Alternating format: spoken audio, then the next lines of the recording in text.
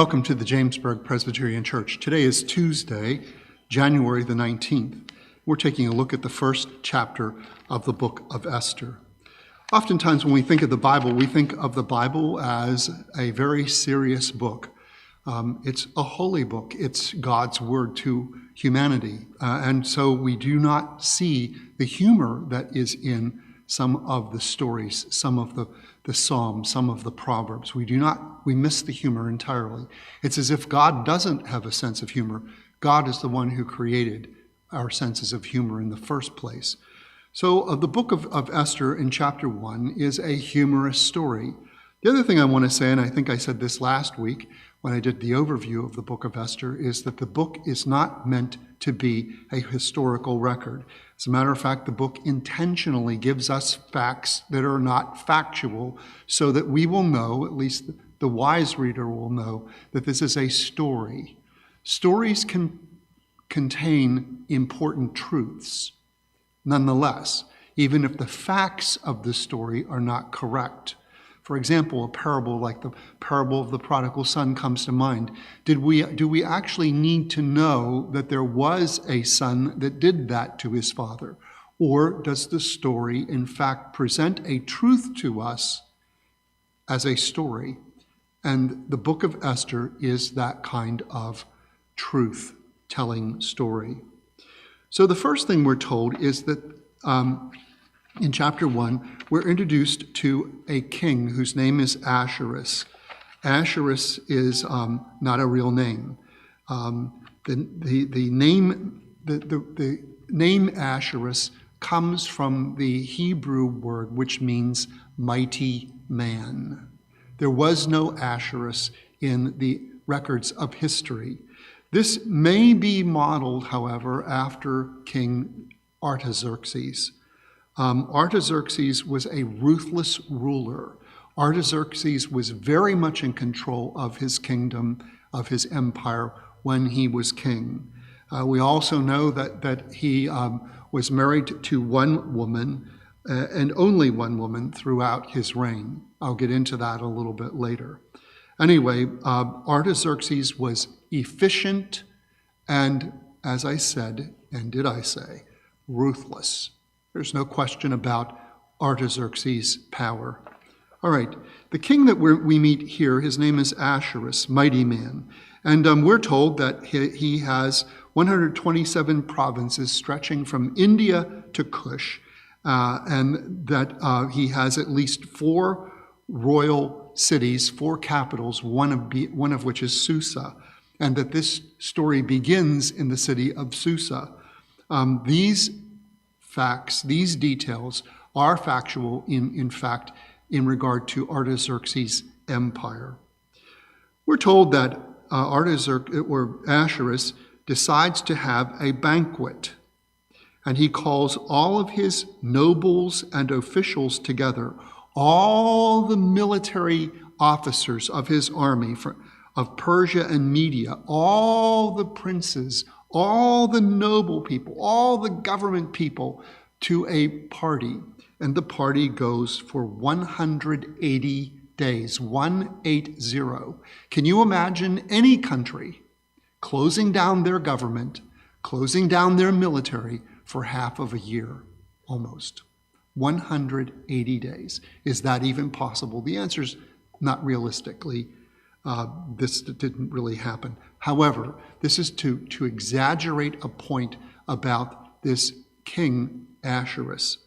During this time, the king gave a banquet, and the banquet was held in an enclosed garden. And what they did is they drank and drank and drank some more. This was a wine-bashing event. That's what they did. They drank in a lush garden. While all of this is going on, we're also introduced to a queen whose name is Vashti, and Vashti also has a banquet for all the women. Presumably the men and women are in separate places, and maybe rightfully so, because the men were all just getting more drunk than they were 5 minutes ago. That's how we're introduced to the story. We are told, historically speaking, we're told that Artaxerxes did face some rebellions both in Egypt and in Babylon. He quickly smashed these uprisings and took care of the people that were responsible. He had them executed along with their families. That is a historical fact. So that king and the king in this story are two different people. According to Herodotus, the Persian court wintered in Babylon and then in the scorching heat of the summer and spring spent time in Susa or Ecbatana. So again, Susa is a historical fact as being one of the provincial capitals.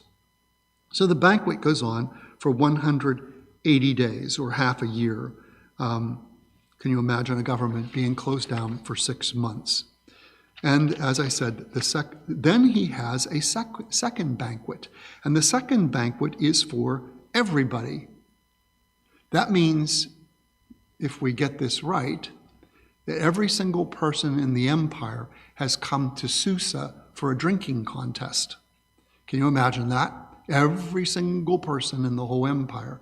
Again, a sweeping exaggeration, but it's for people great and small. The regular people were even invited too.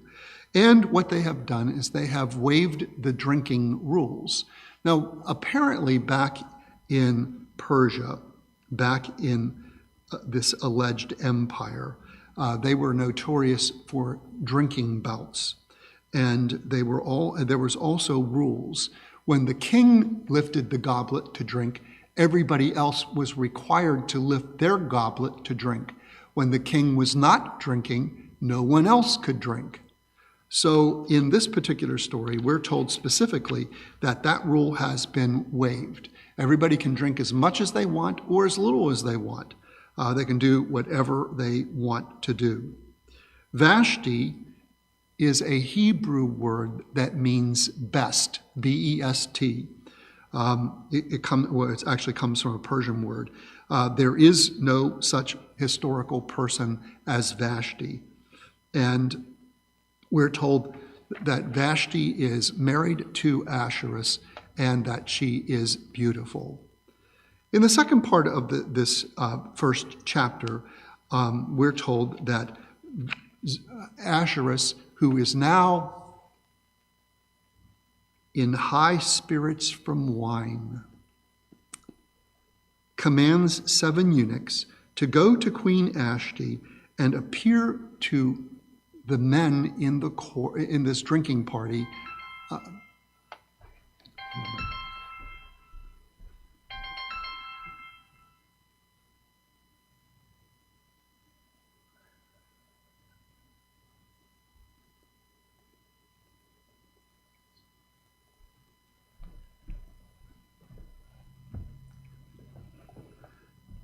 Okay, sorry about that. I had a telephone call at the same time I'm doing the live streaming, so I'm back. Anyway, Vashti is to appear before the men in this drinking bash, wearing her crown. And she refuses to do this. I'm going to get back to that in just a moment. She refuses to do this, which sets off an empire crisis.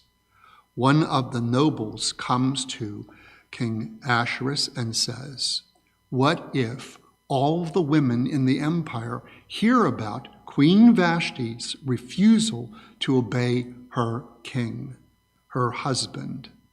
All the women in the empire will then disregard the lawful commandments of their husbands. All the husbands will be disrespected by their wives because a precedent has been set. Therefore," and he even says, "there will be no end of disrespect and discord." So the king issues a royal decree, and it is written in everyone's language. It is a law that can't be rescinded. We'll be returning to that theme periodically throughout the reading of this book. But when the king issues a decree, it cannot be rescinded, ever, even by the king. So a decree has been issued, And the decree essentially says that all women will, absolutely will, respect their husbands from the least to the greatest. And all of the nobles are pleased at this. It's translated into every language that is spoken in the empire, and therefore everybody is able to know what the law requires.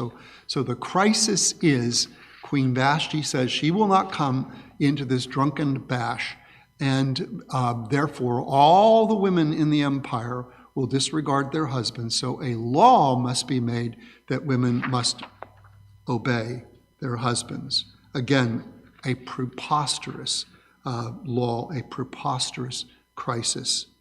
All right, so let's take a look at Queen Vashti. Why did Queen Vashti say no? Glad you asked that question. Well, here are some possible answers. One person suggested that she is resisting this order because the men are drunk, and she just doesn't want to be around a bunch of drunk guys. Josephus, the Jewish historian, suggests that she refuses because Persian law forbids wives to be seen by strangers, but this contention is not historically accurate. The rabbis who have worked with this story read very carefully the Hebrew. Let me go back and read that sentence to you.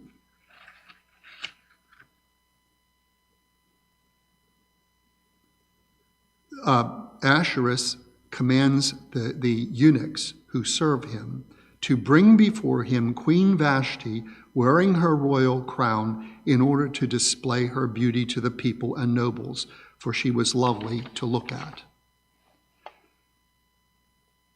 The answer to the question, why did Vashti refuse, is because she's to wear only her royal crown, nothing else. In other words, she is to appear nude, wearing her crown before a group of drunken men. And I think anybody and their dog can understand why Vashti refused this. Again, comedy here, humor. And to see this as a crisis for the nation, for the empire, is ridiculous. So that is the conclusion of the rabbis. Only the crown is to be worn. So this, what has been a matter of personal disobedience on the part of Vashti, which is common sense on her part, suddenly becomes an affair of state affecting every single husband and every single wife in the entire empire. And this threatens to destabilize the entire empire. The dignity of Persian men is so precarious, apparently, that the actions of one woman threaten the whole house of cards. So the advice is made to banish Vashti, to strip her of her royal status. The irony, of course, is that Vashti is forbidden to do precisely what she has refused to do, appear before the king. So she refuses to appear before the king. So now she is going to say that she refuses to, or the law is going to say that she may not appear before the king, which is, again, comedy. And the law cannot be reversed.